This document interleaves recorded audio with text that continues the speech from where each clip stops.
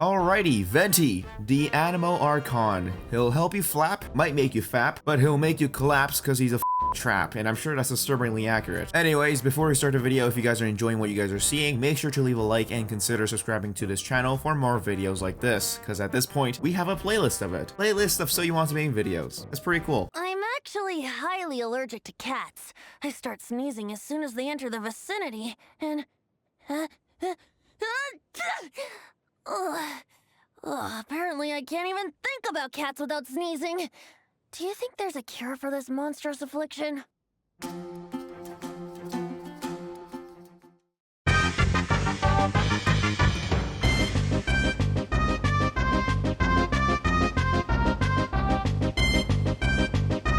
So, story time. I'm sure most of you guys are already familiar with Venti's identity, so let's look into his story real quick. So, 2600 years ago, Mondstadt was in the right place where people were more efficient, doing their jobs and gaining glory based on their merit. Governed by this evil storm god, people of Mondstadt were sad because they couldn't see birds and life. Because all of their fathers left them and they didn't want to be friends with each other, because who would want to be friends with a bunch of Timmies? At this point, Venti was this weak elemental being, and he found a boy that liked to play music and would also later become Venti's body, trapping a bunch of people online. Now, this boy wanted to see birds, but he couldn't because everything was in ruins and the birds refused to come to Mondstadt because it's full of shit. But the boy, who had bigger balls than any of these losers, unfortunately passed away in a war against the storm god before witnessing a flying creature who would later on take advantage of a little boy for free food. And at that point, Venti gained the powers of a storm god and became Barbados himself. With his new power of divine wind, the first thing he would do is to become the Omega Trap of Genshin Impact. After that, he scattered ice and snow across Mondstadt. Then he split mountains with wind so that Mondstadt could become this romantic city of freedom.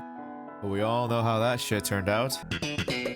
Alright, so let's look at his elemental abilities. Elemental skill, GameStop stocks. Venti raises the enemy from the ground, dealing heavy AoE animal damage. You can also hold this, creating a larger AoE field, enough to raise you and your friends and turn them all into Shao. Elemental burst, the trap god's crap hole. Venti creates a wind vortex that sucks up everything around the area. The reason why this ability is so highly valued is because the AoE is insanely large and the CC is just too useful to pass. Also, the ability has elemental absorption, basically meaning that the crap hole can change its elements based on whatever element your enemies are affected with, except for Geo. They could have added sandstorms or something, but they didn't. It's kind of really disappointing. Watch, watch, watch. I'm about to untrap Venti.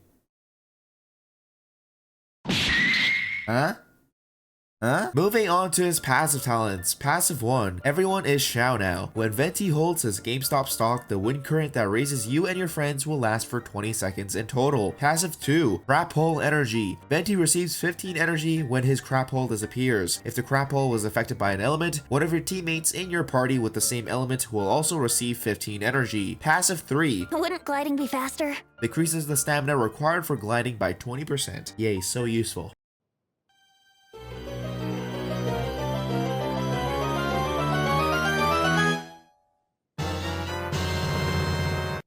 Wow, I actually can't even move the timer because that's actually inappropriate. Wow.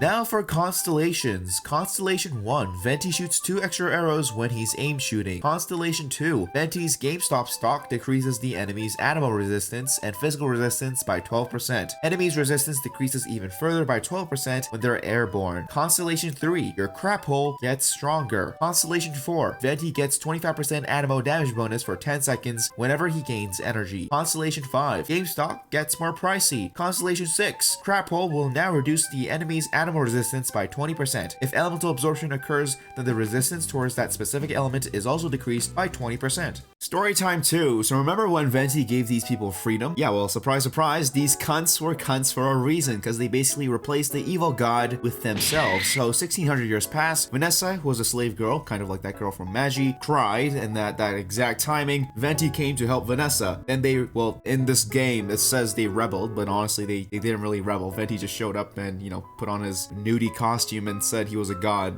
and the monarchs were, you know, since they're cunts, they were pussies, so they used to say, oh yeah, we gotta give up our now, and that's pretty much it. Vanessa didn't really do shit. I mean, she had to fight a dragon, but you know, we do that every week and we kill it, you know, instead of relying on a god to let it go, we kill it every weak. So, I mean, I don't know. And Jean still respects her, and she somehow ascended to Celestia. I'm sure there's more to that story, but the webtoon really didn't show much, so I don't know. Mondstadt just sucks.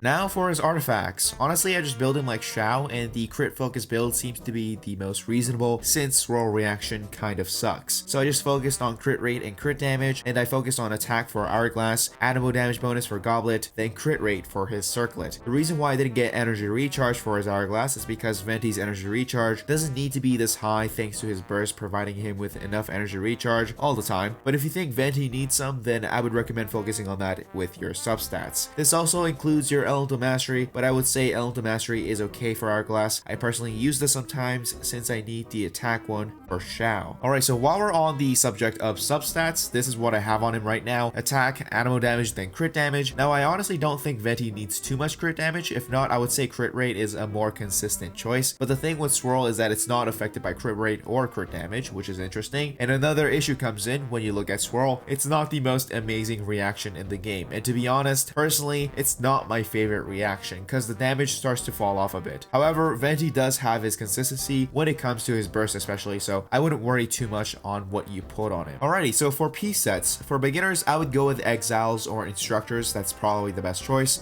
For endgame, you do have 3 options: 4-piece Viridescent, 4-piece Noblesse, or 2-piece Viridescent and 2-piece Noblesse. I prefer the 4-piece Viridescent because I can just give the 4-piece Noblesse to someone else, but if you do end up using Venti with someone like Shao, then I would guess that the 2-piece Viridescent and 2-piece Noblesse is probably a pretty good choice. Or if you don't have a Noblesse on your team, then, you know, just use the 4-piece Noblesse. Pretty simple. So yeah, there you go.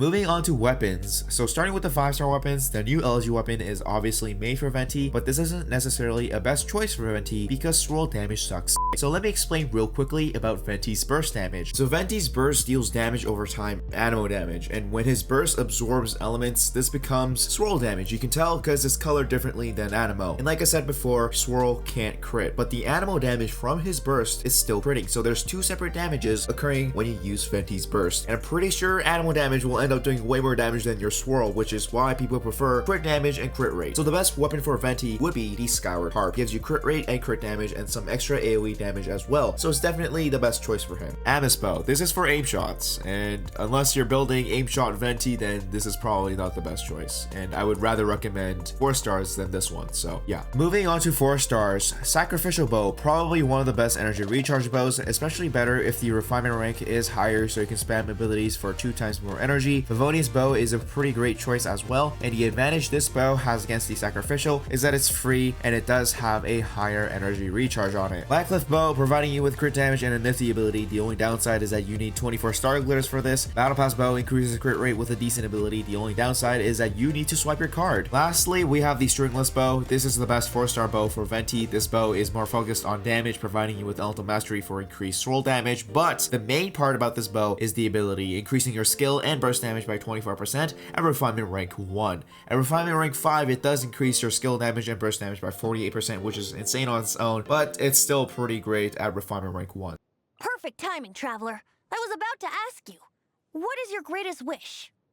Please delete Timmy. Alright teams, anything goes. He fits in any team because there's barely any enemies that are immune to Animo, and also he's the mixer. He's the one that mixes things. Venti doesn't adapt to the team adapts to Venti's crap hole. But I'll show you examples I guess. You can take advantage of Animal Resonance if you want. Lower cooldown, stamina consumption reduction is pretty great. Or you can take advantage of his gigantic AoE and place all these annoying enemies in one place, then destroy them in one go with characters like Red Edgy Guy, who I don't like because people simp on him too much and they think they're cool. Some guy who's about to be featured after the Trap Boy. Some poor guy who invented money, some pyromaniac, some girl who keeps disrespecting Shao, some goat with the most 18+ content online, best boy, reworked goddess, and many more. So yeah, as much as I don't like tier lists, I will say Venti's one of the best supports in the game, main reason being he goes with anything, except for the characters who can't hit their abilities while their enemies are airborne. So how the you play Venti? Well, you see, you press E, you get energy, you click Q, and you do that again and again. Yeah, it's pretty easy, but things you should keep in mind, I guess. Number 1, spam his E before you can get the burst because the cooldown is relatively low, and even with decent energy recharge, you do want to use your burst as soon as you can, but after you cast your ultimate, you probably don't have to worry about energy too much. Number 2, use your other characters to apply elements before you ult, because there's obviously a duration limit on how long this crap hole can last, and sometimes it does feel a little bit short, so you probably want to use the other elements you want to infuse the crap hole with onto your enemies first. Number 3, you can actually use Venti's elemental skill to spam your plunge attacks. It's not as consistent as Xiao's plunge attacks, obviously, but it does do the job. And in floor 12, the Geo Bishops can barely touch you if you happen to do this. But yeah, real no-brainer character, probably one of the easiest characters to use in the game. But yeah, that's pretty much it for this video. Hopefully this guide helped. Hope you have an amazing day.